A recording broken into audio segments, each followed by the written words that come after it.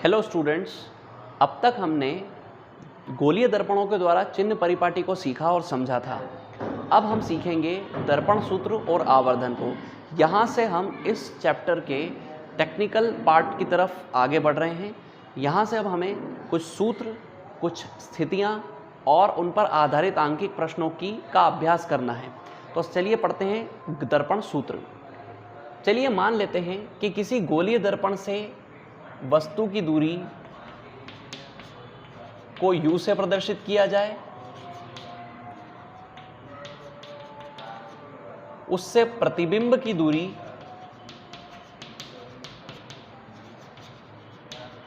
को V माना जाए तथा उस गोलीय दर्पण की फोकस दूरी को स्मॉल f से प्रदर्शित किया जाए, तो दर्पण सूत्र यह कहता है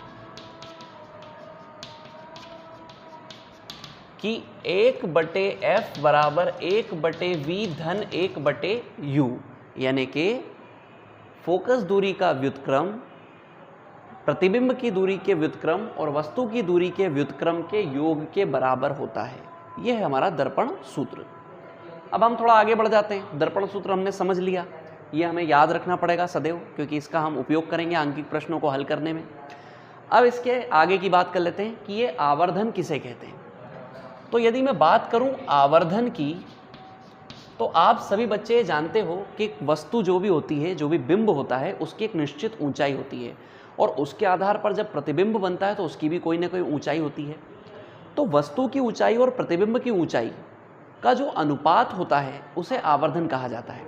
यानी कि यदि मैं इसे प्रदर्शित करूं तो इसे m से प्रदर्शित किया जाता है और इसका सूत्र होता है h-h, जहां पर h डैश प्रतिबिंब की ऊंचाई होती है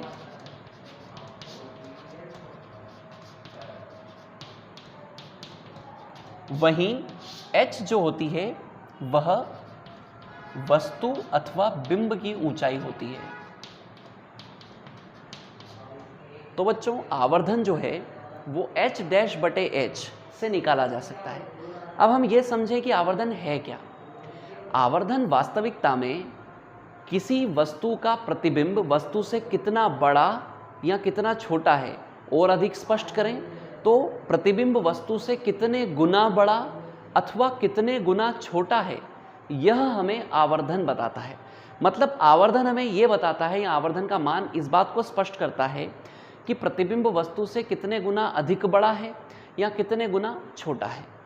तो आवर्धन वस्तु और प्रतिबिंब की ऊंचाइयों के बीच में संबंध बताता है और उसका मान हम उन दोनों की ऊंचाइयों के अनुपात के रूप में निकालते हैं। आवर्धन से संबंधित कुछ तथ्य हैं जिन्हें आपको याद रखना काफ़ी आवश्यक है। वो तथ्य हम एक एक करके समझते हैं। चलिए देखते हैं। सबसे पहला तथ्य ये कहता है कि यदि आवर्धन का मान यानी कि m का मान 1 से छोटा होता है, यदि आवर्धन का मान 1 से छोटा होता है, तो ये जहाँ इस सूत्र के रूप में देखिए, यदि h-h का मान 1 से छोटा आएगा तो निश्चित रूप से प्रतिबिंब छोटा होगा और वस्तु बड़ी होगी, तभी भाग लगाने पे मान 0 के रूप में आएगा। तो यदि m का मान 1 से छोटा होता है तो इसका अर्थ ये निकलेगा कि वस्तु जो है वो बड़ी है और प्रतिबिंब, यहाँ एक काम करें, हम प्रतिबिंब के आधार पर समझते हैं। तो प्रतिबिंब जो है वो वस्तु से छोटा होता है, प्रतिबिंब वस्तु से छोटा होता है। ये मान छोटा आता है, ये बड़ा आता है। जब हम भाग लगाते हैं तो उत्तर 1 से छोटा आता है, यानी कि आवर्धन का मान 1 से कम आता है। मैं बता दूं आप लोगों को कि ये जो अपन तथ्य देख रहे हैं, इनका उपयोग आंकिक प्रश्नों में बहुत महत्वपूर्ण रूप से हम लोग करेंगे। जो दूसरा इसका तर्क है या तथ्य है वह है कि यदि m बड़ा हो 1 से तो उसका परिणाम क्या होगा। आप लोग सोचिए कि यदि m का मान 1 अंक से बड़ा आ रहा है, 2 आ रहा है, 1.5 आ रहा है, तो निश्चित रूप से प्रतिबिंब बड़ा होगा और वस्तु छोटी होगी। तो यहाँ पर जो प्रतिबिंब होता है वो वस्तु से बड़ा होता है। ठीक है, अगले तथ्य की तरफ चलें, तथ्य नंबर 3 की तरफ। तो यदि m का मान बराबर ही आ रहा है 1 के, तो निश्चित रूप से अनुपात, दोनों ऊंचाइयां बराबर होगी, इसीलिए अनुपात बराबर आ रहा है। तो इसका अर्थ ये होता है कि जो प्रतिबिंब है और जो वस्तु है उनकी ऊंचाइयां आपस में बराबर हैं। ये तीन तथ्य जो है वो m के आंकिक मान को प्रदर्शित करते हैं। चलिए अब देखते हैं कि m के जो चिन्ह है, यानी कि आवर्धन का जो चिन्ह आता है, हमने चिन्ह परिपाटी देखी है, आप लोग जानते हैं, तो आवर्धन का जो चिन्ह आता है उससे हम क्या निष्कर्ष निकाल सकते हैं, ये अब हम देखते हैं। तो बच्चों, यदि आवर्धन का मान यानी कि m का मान, ये तर्क नंबर चौथा है या तथ्य नंबर चौथा है, यदि आवर्धन का मान यानी कि m का मान ऋणात्मक आता है यदि m का मान माइनस में आता है, ऋणात्मक आता है, तो उस आधार पर हम ये कह सकते हैं कि जो प्रतिबिंब होगा वह वास्तविक बनेगा, यानी कि वह प्रतिबिंब वास्तविक एवं उल्टा रहेगा, प्रतिबिंब वास्तविक एवं उल्टा रहेगा। और यदि पांचवें तथ्य की बात करूं, और वो ये होगा, ऑब्वियसली इसका उल्टा होगा, तो यदि m का मान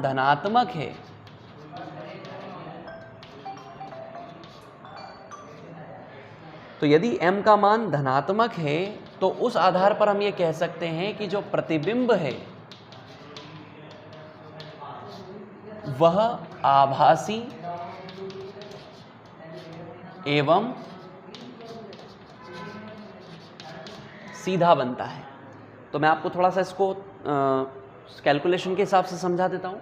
सोचिए कि h डैश और h का मान ऋणात्मक आ रहा है, यानी कि वस्तु और प्रतिबिंब की ऊंचाई का अनुपात ऋणात्मक आ रहा है, तो देखो प्रतिबिंब तो उल्टा बना होगा और वस्तु हमेशा सीधी रहती है, तो आप जानते हैं वस्तु सीधी रहती है मतलब वस्तु की ऊंचाई सदैव धनात्मक होगी। अब सोचिए कि यदि प्रतिबिंब की ऊंचाई ऋणात्मक आ रही होगी तभी तो आवर्धन का मान ऋणात्मक आएगा, और प्रतिबिंब की ऊंचाई का मान ऋणात्मक तभी आएगा जब प्रतिबिंब उल्टा होगा, और प्रतिबिंब उल्टा तभी होता है जब प्रतिबिंब वास्तविक होता है।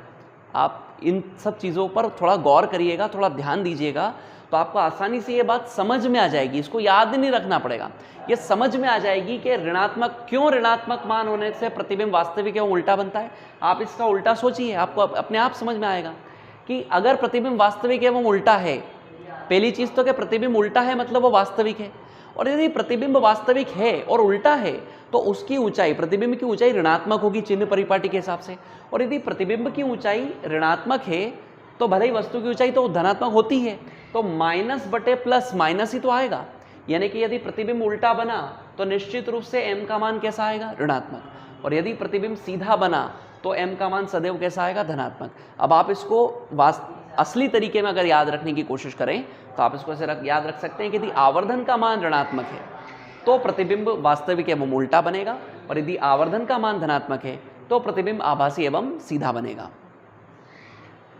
चलिए मान लेते हैं कि यदि हमें प्रतिबिंब और वस्तु यानी कि बिंब की ऊंचाइयां उपलब्ध नहीं हैं, क्या तब हम आवर्धन का मान निकाल सकते हैं? निश्चित रूप से हम निकाल सकते हैं। हमारे पास आवर्धन का एक सूत्र और होता है, h डैश बटे h तो होता ही है, लेकिन यदि हमारे पास h डैश और h का मान नहीं हो तो भी हम माइनस v बटे u के अनुपात से भी आवर्धन निकाल सकते हैं। जहां v कौन होता है, v प्रतिबिंब की दूरी होती है, दूरी कहां से नापी जाती है, ध्रुव से, और u वस्तु की दूरी होती है। तो हमारे पास आवर्धन के अब कुल मिलाकर के दो सूत्र उपलब्ध हैं। एक होता है h डैश बटे h जब हमें वस्तु और प्रतिबिंब की ऊंचाइयां उपलब्ध हो, और एक होता है माइनस v बटे u यानी कि प्रतिबिंब की दूरी और वस्तु की दूरी के ऋणात्मक अनुपात से हम यहाँ पर आवर्धन को प्राप्त कर सकते हैं। तो ये है दर्पण सूत्र एवं आवर्धन। अब इस सूत्र को चूंकि हम सीख चुके हैं तो इस आधार पर अब हम कुछ आंकिक प्रश्नों को कर पाने में सक्षम हैं। तो चलिए शुरुआत करते हैं उदाहरण 10.1 से। इस आंकिक प्रश्न को मैं आपको यहाँ पर हल करवा रहा हूँ। इस आधार पर आप अगला उदाहरण स्वयं से करने का प्रयास करिएगा। तो चलिए शुरू करते हैं उदाहरण नंबर 10.1। चलिए बच्चों, तो शुरू करते हैं उदाहरण नंबर 10.1। उदाहरण ये है कि किसी ऑटोमोबाइल में पीछे का दृश्य देखने के लिए जो उपयोग किए जाते हैं यानी कि उत्तल दर्पण, ये हमें प्रश्न में गिवन है या दिया हुआ है कि दर्पण उत्तल दर्पण है। उत्तल दर्पण की वक्रता त्रिज्या हमें दे रखी है 3 मीटर, मैंने यहाँ पर लिख रखा है कि वक्रता त्रिज्या 3 मीटर है, और एक बस इस दर्पण से, इस वाहन से 5 मीटर दूर है, यानी कि बस यहाँ पर वस्तु का कार्य करेगी तो बस की दूरी वस्तु की दूरी कहलाएगी, और 5 मीटर वह दूर है तो हम उसकी दूरी को 5 मीटर लेंगे। अभी मैं हल भी आप लोग को समझाऊंगा। हमें यह पता करना है कि दर्पण के अंदर इसके प्रतिबिंब की स्थिति, प्रकृति और इसका आकार किस प्रकार का होगा। तो चलिए हम बात कर लेते हैं हल की। सर्वप्रथम मैंने दर्पण के बारे में बता दिया है कि उत्तल दर्पण है। वक्रता त्रिज्या यानी कि आर का मान हमने धनात्मक 3 मीटर लिया है। आप सबको अच्छे से पता है कि जो उत्तल दर्पण होता है उसका वक्रता केंद्र जो है वो सीधे हाथ की ओर दाईं ओर होता है, इसलिए उसकी वक्रता त्रिज्या धनात्मक ली जानी चाहिए चिन्ह परिपाटी के अनुरूप। और अगर वक्रता त्रिज्या r का मान 3 मीटर है तो फोकस दूरी का मान 3/2 यानी कि 1.5 होगा, क्योंकि आप ये जानते हैं कि फोकस दूरी वक्रता त्रिज्या की आधी होती है, f बराबर r/2। वस्तु की दूरी हमें उपलब्ध है जिसका मान मैंने ऋणात्मक लिया है, -5 मीटर लिया है, और इसका कारण आप सभी बच्चे जानते हैं कि वस्तु सदैव बाईं ओर होती है और उसकी दूरी ऋणात्मक ली जाती है। और हमें प्रतिबिंब की वैसे तो स्थिति, दूरी पता करनी है, यानी कि उसकी स्थिति पता करनी है, साथ ही साथ हमें उसकी प्रकृति और उसका साइज भी पता करना है। तो चलिए इसे हल करते हैं। सबसे पहले दर्पण सूत्र से हम यहाँ पर दर्पण सूत्र लगा देते हैं। आप जानते हैं दर्पण सूत्र होता है 1/f बराबर 1/v धन 1/u। 1/f का मान हमारे पास उपलब्ध है जो कि 1/1.5 है, बराबर 1/v का मान हमें प्राप्त करना है, प्लस 1/u यानी कि 1/-5।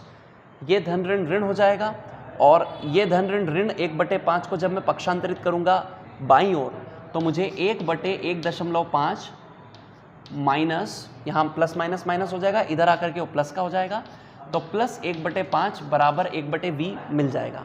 यदि मैं इन दोनों का लघुत्तम लेता हूँ तो मुझे 1.5 और 5 का लघुत्तम 7.5 मिलेगा, जहाँ मैं 5 एकम 5 करके और 1.5 का 1 में गुणा करके 1.5 प्राप्त कर लेता हूँ।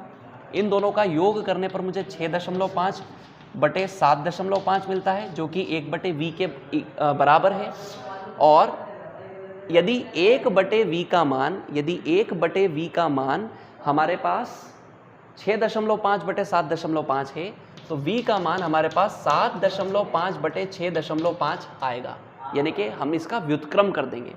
तो अब हम यहाँ पर इनके दशमलव से दशमलव को ख़त्म करके जब हम इसका कैंसिलेशन करेंगे तो वैसे तो 5 से ये 13 बार और 5 से 15 बार कैंसिल हो रहा है। जब हम 13 से 15 को भाग लगाएंगे तो हमें 1.15 मीटर हमारा उत्तर मिलेगा, और ये उत्तर हमें धनात्मक मिल रहा है, प्लस में मिल रहा है। इसका कारण यही है कि चूंकि यह एक उत्तल दर्पण था और उत्तल दर्पण में जो प्रतिबिंब बनता है वो सीधे हाथ की ओर दाईं ओर बनता है, और दाईं ओर की समस्त दूरियां हम धनात्मक लेते हैं, इसलिए स्वतः ही अपने आप ही हमको प्रतिबिंब की दूरी धनात्मक मिल जाएगी। तो ये प्रतिबिंब की दूरी प्रतिबिंब की स्थिति ही है, ठीक है। अब हमें इसकी प्रकृति और इसके आकार के बारे में भी बात कर लेनी चाहिए। आप तो जानते ही हैं कि आकार का मान आवर्धन के सूत्र से निकाला जाता है। आवर्धन का वह सूत्र जिसमें कि वस्तु का आकार और प्रतिबिंब के आकार यानी कि इनकी साइज की, इनकी ऊंचाई की बात नहीं होती, वो सूत्र होता है -v/u, क्योंकि यहाँ उनकी दूरियों की बात होती है। और आप ये जानते हैं कि हमें h का मान कहीं पर भी उपलब्ध नहीं है, ना हमने h डैश का मान निकाला है। हमारे पास v तथा u की वैल्यू अभी है तो हम उसको यहाँ पर रखते हैं।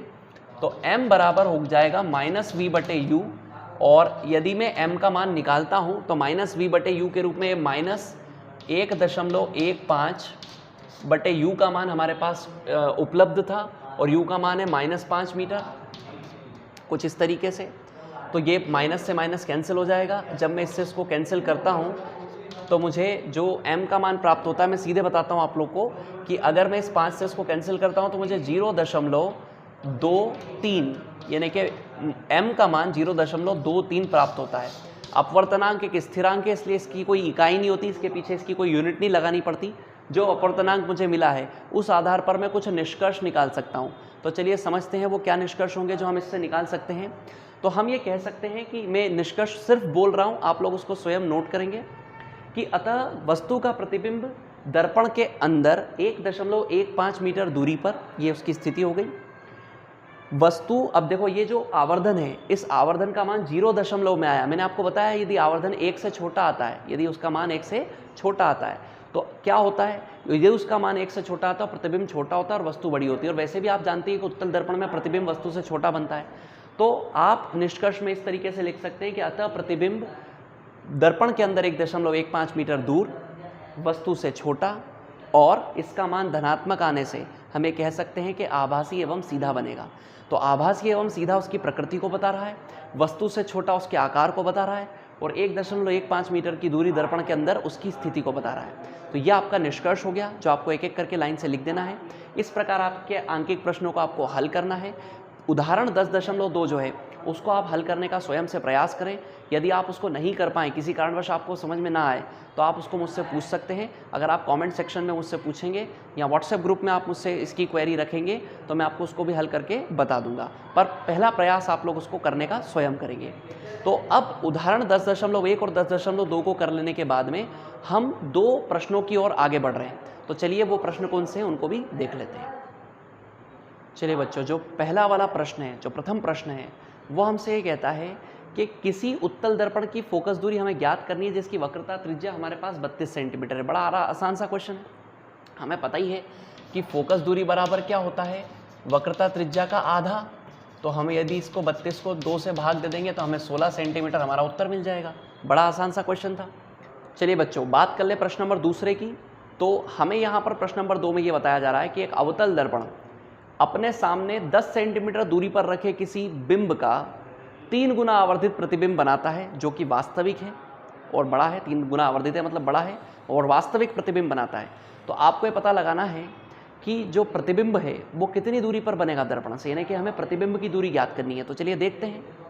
सबसे पहले हम लिखते हैं कि हमें दिया क्या क्या है। तो हमें दिया है यहाँ पर सबसे पहले वस्तु की जो दूरी है वो हमें उपलब्ध की हुई है। वस्तु की दूरी माइनस का 10 सेंटीमीटर। आप जानते हैं मैंने माइनस चिन्ह क्यों लिया है, क्योंकि चिन्ह परिपाटी ये कहती है कि वस्तु की दूरी ऋणात्मक ली जाती है। मुझे जो आवर्धन का मान यहाँ पर उपलब्ध हुआ है, वस्तु की दूरी को हम u से प्रदर्शित करते हैं, आवर्धन को हम m से प्रदर्शित करते हैं। तो मुझे जो आवर्धन का मान उपलब्ध हुआ है वो है 3। लेकिन आप ये ध्यान रखें कि यहाँ पर प्रतिबिंब वास्तविक बन रहा है और वास्तविक प्रतिबिंब उल्टा बनता है, और जो प्रतिबिंब वास्तविक एवं उल्टा बनता है उसके आवर्धन का मान ऋणात्मक आता है। ये हमने अभी थोड़ी देर पहले सीखा है तथ्य के रूप में। तो हमें इस 3 का मान ऋणात्मक लेना पड़ेगा। ये जो 3 है इसका मान हमें ऋण चिन्ह लेना पड़ेगा, इसका चिन्ह है वो ऋण लेना पड़ेगा। तो अब आप ये जानते हैं कि आवर्धन यदि दिया है, वस्तु की दूरी यदि हमें दी है, और हमसे यदि प्रतिबिंब की दूरी पूछी गई है, यानी कि यदि हमसे v का मान पूछा गया, तो हमारा सबसे पहले दिमाग यहाँ पर ये चलेगा कि वो कौन सा सूत्र होगा जो m, u और v के बीच संबंध बताता है। तो m, u और v के बीच में संबंध बताने वाला सूत्र होता है m बराबर माइनस वी बटे यू। थोड़ी देर पहले हमने आवर्धन के सूत्र के रूप में इसे सीखा है। हम यहाँ पर सभी के मान रख देते हैं। m का मान हमारे पास माइनस का 3 है, बराबर माइनस v का मान हमें पता करना है, जबकि u का मान हमारे पास माइनस का 10 है। इस ऋण चिन्ह से इस ऋण चिन्ह को अगर हम कैंसिल कर देते हैं तो ये 10 का 3 में गुणा करने पर हमें यहाँ पर माइनस 30 बराबर v, या v बराबर हमको माइनस का 30 सेंटीमीटर मिलता है। अब प्रतिबिंब की दूरी तो हमें 30 सेंटीमीटर मिल गई, लेकिन क्यों इसका साइन या इसका चिन्ह ऋणात्मक आया ये हमें पता होना चाहिए। चूँकि यह वास्तविक प्रतिबिंब है इसलिए प्रतिबिंब दर्पण के सामने बना है, और जो प्रतिबिंब दर्पण के सामने बनता है वो बाईं ओर बनता है, और बाईं ओर बनने वाले प्रतिबिंब की दूरी सदैव ऋणात्मक आती है, क्योंकि बाईं ओर की सारी दूरियां चिन्ह परिपाटी के अनुरूप ऋणात्मक आती है, इसलिए इसका मान जो है ऋणात्मक आएगा। यहाँ बहुत विशेष रूप से आप ये ध्यान रखना कि इस आवर्धन का मान तो आपको याद रह जाएगा कि 3 आया है, लेकिन उसका चिन्ह का विशेष रूप से ध्यान रखिएगा। यहाँ एकमात्र शब्द प्रश्न में कि प्रतिबिंब वास्तविक बन रहा है, सिर्फ वो एकमात्र शब्द आपको ये जानकारी दे रहा है कि इसका चिन्ह ऋणात्मक लेना है, नहीं तो फिर यहाँ पर हमको बड़ी कन्फ्यूजन होगी। तो इस बात का आप ध्यान रखिएगा। तो बच्चों, हमारे अगले टॉपिक का नाम है प्रकाश का अपवर्तन। प्रकाश का अपवर्तन किसे कहते हैं? जब कोई प्रकाश किरण किसी एक माध्यम से चलकर दूसरे माध्यम में प्रवेश करती है तो वह अपने मार्ग से भटक जाती है, अपने मार्ग से विचलित हो जाती है।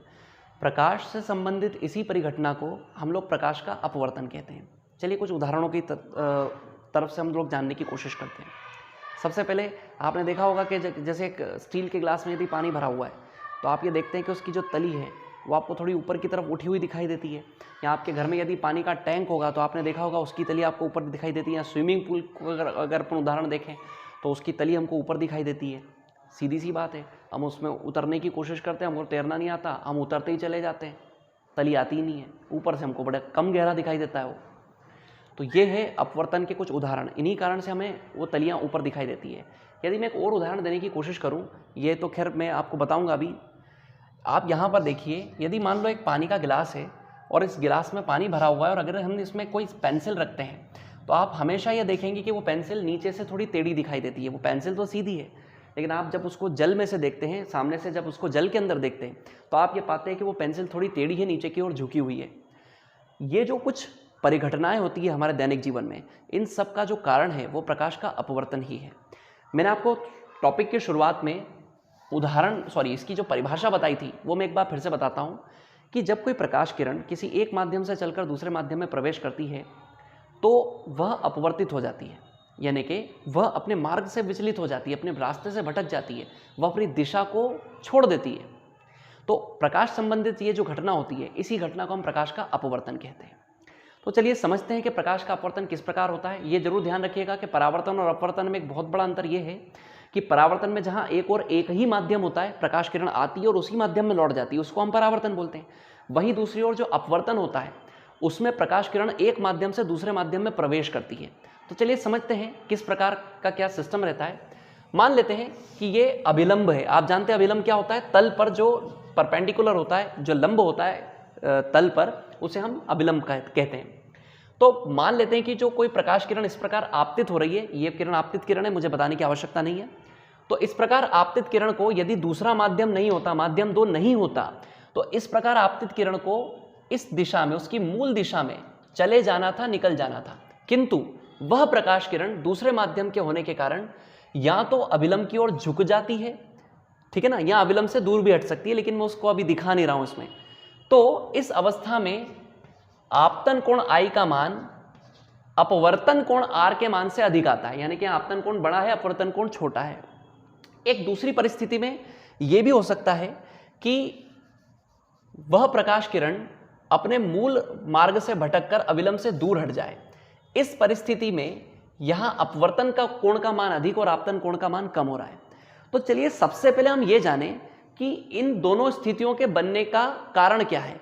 कब कोई प्रकाश किरण अभिलंब की ओर झुक सकती है या कब कोई प्रकाश किरण अभिलंब से दूर हट सकती है, वो कौन सी परिस्थितियां हैं? तो ये परिस्थितियां निर्भर करती है माध्यमों पर। देखिए बच्चों, माध्यम 2 प्रकार के होते हैं। माध्यम 2 प्रकार के होते हैं जिन्हें विरल तथा सघन माध्यम कहा जाता है।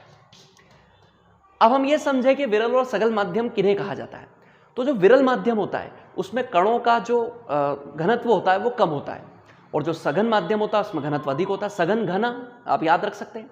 मैं उदाहरण से समझाता हूं, ज्यादा आसानी से समझ में आ जाएगा। यदि वायु और जल में अगर आप किसी वस्तु को देखते हैं तो आपको ज्यादा आसानी से ज्यादा क्लियर वस्तु कहां पर दिखाई देगी? सीधी सी बात है, आपको वायु में वस्तु बहुत अच्छे से दिखाई देगी। तो वायु जो है वो जल के मुकाबले, जल की तुलना में विरल है और जल वायु की तुलना में सघन है। ये आप ध्यान रख सकते हैं। तो विरल और सघन माध्यम किन्हें कहते हैं? जैसे अगर मैं और कुछ उदाहरण दूं तो जैसे जल और तेल का अगर मैं उदाहरण दूं तो जल की तुलना में तेल अधिक सघन है, क्योंकि उसके आर पार देखना और भी ज्यादा मुश्किल है जल के मुकाबले। जल में तो फिर भी आप देख सकते हैं, तेल के आर पार देखना बहुत मुश्किल है। तो जहां आप इसे ये भी ध्यान रखिएगा कि ये जो सघनता और विरलता है ये दृष्टि को लेकर के होती है। ये असली सघनता या विरलता नहीं है, ये दृष्टि आधारित सघनता या विरलता है। तो याद रखिएगा कि विरल माध्यम वो है, जैसे यहां मैंने वायु को विरल बताया, कारण वायु विरल है और जल सघन है। ठीक है, अब आप अगर ये समझ गए हो कि विरल माध्यम किसे कहते हैं और सघन माध्यम किसे कहते हैं, तो हम एक अगली चीज को समझने का प्रयास करते हैं, अगली चीज को देखने का प्रयास करते हैं। वो ये है कि हम ये जानना चाह रहे थे कि कब कोई प्रकाश किरण माध्यम अभिलंब की ओर झुकेगी दूसरे माध्यम में प्रवेश के दौरान, और कब वह अभिलंब से दूर हटेगी। तो ये आप सदैव याद रखिएगा कि जब कोई प्रकाश किरण किसी विरल माध्यम से सघन माध्यम में प्रवेश करती है तो वह अपने मूल मार्ग से भटककर अभिलंब की ओर झुक जाती है। यह सदैव आप लोग याद रखिएगा, यह आपको याद रखना है कि यदि वह विरल से सघन माध्यम में आएगी तो वह अभिलंब की ओर झुक जाएगी। जबकि इसका उल्टा भी वैसा ही संभव है कि जब अगर वो मान लेते हैं कि यदि वह सघन माध्यम से विरल माध्यम में प्रवेश कर रही है, यानी कि वह जल से वायु में प्रवेश कर रही है, तो अपवर्तन के पश्चात वह पक्के में अविलंब से दूर हट जाएगी और इस परिस्थिति में आर का मान यानी कि अपवर्तन कोण का मान आई के कोण के मान से अधिक आएगा। अब हम यह समझेंगे ऐसा क्यों होता है, क्यों सघन से विरल में जाएगी तो अविलंब से दूर हटेगी, क्यों विरल से सघन में आएगी तो अविलंब की ओर झुकेगी। ये मतलब निर्भर करता है उस उस प्रकाश किरण की गति पर कि वो माध्यम उस प्रकाश किरण को उस माध्यम में वो प्रकाश किरण किस गति से जा रही है। सीधी सी बात है कि सघन माध्यम से जब विरल माध्यम में जाएगी तो प्रकाश की गति बढ़ जाएगी। जब प्रकाश की गति बढ़ जाती तो प्रकाश झट से दूर से होकर के निकल जाता है। लेकिन जब इसका उल्टा भी संभव है कि जब प्रकाश विरल से सघन में आएगा तो उसकी गति कम हो जाएगी। जब गति कम होगी तो वो अविलंब की ओर झुकते हुए निकलेगा। तो ये आप लोग को ध्यान रखना है कि ये किस पर आधारित होता है, गति पर, प्रकाश की गति पर आधारित होता है। चलिए अब हम प्रकाश के अपवर्तन की परिभाषा तो सीख ही गए हैं। चलिए अब हम प्रकाश के अपवर्तन के नियमों को सीखते हैं। तो प्रकाश के अपवर्तन के जो पहला नियम है वो तो बड़ा ही आसान है। पहला नियम ये कहता है कि आपतित किरण, अपवर्तित किरण तथा अभिलंब तीनों एक ही तल में स्थित होते हैं। बड़ा साधारण सा यही नियम परावर्तन का दूसरा नियम भी है कि वहां भी हम यही कहते हैं कि आपतित किरण, परावर्तित किरण और अभिलंब तीनों एक ही तल में स्थित होते हैं। तो पहला नियम तो अपवर्तन का काफी साधारण सा ही है और परावर्तन से मिलता जुलता ही है। बात करें अगर इसके दूसरे नियम की तो वो नियम मैं आपको बोर्ड पर समझाता हूं। तो बच्चों अपवर्तन का जो दूसरा नियम है उसको अपन पढ़ करके और समझने की कोशिश करते हैं। देखिए बच्चों, आपतन कोण की ज्या, ये साइन थीटा वाला साइन है, आपने इसे त्रिकोणमिति में पढ़ा है गणित में। तो आपतन कोण की ज्या तथा अपवर्तन कोण की ज्या यानी कि साइन आई और साइन आर, इसे हम इस प्रकार पढ़ते हैं, का अनुपात, आपतन कोण की ज्या तथा अपवर्तन कोण की ज्या का अनुपात एक स्थिरांक होता है, एक निश्चित अंक होता है, एक नियतांक होता है, जिसे दूसरे माध्यम का पहले माध्यम के सापेक्ष अपवर्तनांक कहते हैं। यानी कि यदि हम आपतन कोण की ज्या तथा अपवर्तन कोण की ज्या का अनुपात निकालें तो वह एक स्थिरांक यानी कि एक निश्चित अंक मिलता है और इस निश्चित अंक को अपवर्तनांक कहते हैं। और अपवर्तनांक किसका? माध्यम 2 का। कौन से माध्यम का? दूसरे माध्यम का। दूसरे माध्यम का पहले माध्यम के सापेक्ष अपवर्तनांक कहलाता है। अब सवाल ये उठता है अपवर्तनांक कहां से आया, क्या है ये अपवर्तनांक, और दूसरा ये नियम क्या है। तो जरा ध्यान से सुनिए, अपवर्तन का दूसरा नियम ये है कि आपतन कोण और अपवर्तन कोण के बीच एक संबंध होता है, उनके साइन आई और साइन आर से निकाला जाता है। आपको एक निश्चित अंक मिलता है साइन आई और साइन आर को का अनुपात निकाल करके, और ये जो निश्चित अंक होता है, ये निश्चित अंक की खासियत ये होती है कि ये अंक ये बताता है कि प्रथम माध्यम के सापेक्ष द्वितीय माध्यम में आने पर प्रकाश की किरण की गति पर क्या असर हुआ, यानी कि दूसरे माध्यम ने पहले माध्यम के सापेक्ष प्रकाश की गति पर क्या असर डाला, क्या प्रभाव डाला। तो वो प्रभाव एक अंक के रूप में, अपवर्तनांक के रूप में हमें पता चलता है। अब मान लेते हैं कि हमारे पास आई और आर यानी कि आपतन कोण और अपवर्तन कोण के मान नहीं है, तब भी उस स्थिति में यदि हमें स्थिरांक यानी कि अपवर्तनांक का मान निकालना है तो उस अपवर्तनांक को हम n21 से प्रदर्शित करते हैं। और n21 का एक और सूत्र ये होता है, पहले तो हम इस n21 का शाब्दिक अर्थ समझते हैं। n21 का मतलब होता है n मतलब अपवर्तनांक, 2 मतलब दूसरे माध्यम का, 1 मतलब पहले माध्यम के सापेक्ष। तो दूसरे माध्यम का पहले माध्यम के सापेक्ष अपवर्तनांक का अलग सूत्र यह है कि माध्यम 1 में प्रकाश की चाल, यदि मान लेते हैं कि हमको दोनों माध्यमों में प्रकाश की चाल उपलब्ध है, तो हम दोनों माध्यमों में प्रकाश की चाल में से पहले माध्यम में प्रकाश की चाल को दूसरे माध्यम में प्रकाश की चाल से यदि भाग दे दें तो इनके अनुपात के रूप में भी हमें वही स्थिरांक मिलता है जो हमें साइन आई बटे साइन आर से मिलता। तो अपवर्तन का दूसरा नियम थोड़ा सा कॉम्प्लिकेटेड है, लेकिन अगर आप कोशिश करेंगे तो आप ध्यान रख सकते हैं कि आपतन कोण की ज्या तथा अपवर्तन कोण की ज्या का अनुपात एक स्थिरांक होता है जिसे अपवर्तनांक कहते हैं। किस माध्यम का? माध्यम 2 का। किस माध्यम के सापेक्ष? माध्यम 1 के सापेक्ष। क्यों?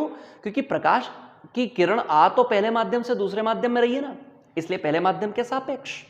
दूसरी बात, यदि प्रकाश किरण दूसरे माध्यम से पहले माध्यम में आ रही हो तो उस स्थिति में भी क्या अपवर्तनांक निकलता है? निश्चित रूप से निकलता है, और उसका सूत्र होता है n1 यानी कि अपवर्तनांक पहले माध्यम का दूसरे माध्यम के सापेक्ष, और इसका सूत्र पलट जाता है, यानी कि ये v2/v1 से निकलता है, यानी कि v2 और v1 के अनुपात के रूप में निकलता है। तो अब यहां पर एक परेशानी है बच्चों, यदि माध्यम 1 को बदलते रहा जाए, ध्यान से सुनिएगा मेरी बात को, यदि मैं माध्यम 1 को बार बार बदलता जाऊं तो मुझे माध्यम 2 का जो अपवर्तनांक है वो भी तो बदलता जाएगा, एक स्थिर नंबर मिलेगा ही नहीं मेरे को। क्यों? क्योंकि माध्यम 1 को मैं बदलता जा रहा हूं, तो माध्यम 1 को मैं बदलता जा रहा हूं तो उसमें प्रकाश की चाल भी बदलती चली जाएगी, और उस स्थिति में माध्यम 2 का जो स्थिरांक या जो अपवर्तनांक निकल रहा है वो हर बार अलग अलग आएगा, और अगर वो अलग अलग आ रहा है तो फिर उसका स्थिरांक होने का क्या मतलब? स्थिरांक मतलब जो स्थिर होता है। तो अगर हमें उस स्थिति में एक स्थिर अंक चाहिए तो उसका हम क्या करेंगे वो अब हम देखते हैं। तो बच्चों, जैसा कि मैं आप लोगों को बता रहा था कि अलग अलग माध्यमों में प्रकाश की चाल अलग अलग होने से यदि हम पहले माध्यम को बदलते चले जाएंगे तो दूसरे माध्यम में प्रकाश की चाल में अंतर आता चला जाएगा, और यदि हमें दूसरे माध्यम का स्पष्ट अपवर्तनांक चाहिए तो उसके लिए हमें क्या करना होगा? तो उसके लिए एक सूत्र होता है, एक तीसरा सूत्र होता है कि उसे कहा जाता है, पहली चीज़ तो निरपेक्ष अपवर्तनांक, निरपेक्ष मतलब स्पष्ट, उसका सूत्र होता है NM, M मतलब यहाँ पर मीडियम है जो माध्यम को प्रदर्शित करता है, यानी कि M किसी माध्यम का अपवर्तनांक बराबर निर्वात में प्रकाश की चाल। निर्वात का मतलब होता है ऐसा फ्री स्पेस जहाँ वायु का कोई कण ना हो, मतलब कोई किसी प्रकार का कोई कण ना हो, तो निर्वात में प्रकाश की चाल जिसे हम C से प्रदर्शित करते हैं बटे उस माध्यम में प्रकाश की चाल जिस माध्यम का हमको अपवर्तनांक प्राप्त करना है। जैसे मान लो मुझे कांच का अपवर्तनांक पता करना है, तो निर्वात में प्रकाश की चाल बटे कांच में प्रकाश की चाल। और यहाँ मैं ये भी स्पष्ट कर दूं कि निर्वात में प्रकाश की चाल फिक्स होती है, प्रकाश की जो नॉर्मल चाल है 3 × 10⁸ मीटर प्रति सेकंड, वो फिक्स हो जाएगी। तो उस आधार पर हम किसी भी माध्यम में प्रकाश की चाल किसी भी माध्यम का अपवर्तनांक निकाल सकते हैं।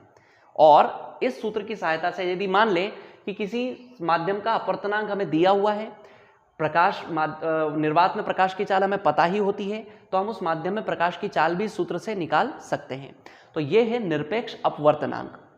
इस टॉपिक के बाद में अब हमें कुछ आंकिक प्रश्न हल करने हैं जो हम अगले वीडियो में देखते हैं। तो आप अगले भाग का इंतजार करिए, बहुत जल्द आपको अगले भाग में इस पर आधारित जो प्रश्नोत्तरी है उसका हल करने मिलेगा। तब तक इन तथ्यों को, इन प्रश्नोत्तरी को या इन अभी तक इस वीडियो में पढ़े हुए सभी टॉपिक्स को आप लोग अच्छे से पढ़ लें, अच्छे से समझ लें। कहीं पर आपको कोई समस्या आती है तो आप मुझे कमेंट करके या फिर व्हाट्सएप पर मैसेज के माध्यम से आप मुझे बता सकते हैं। थैंक यू बच्चों।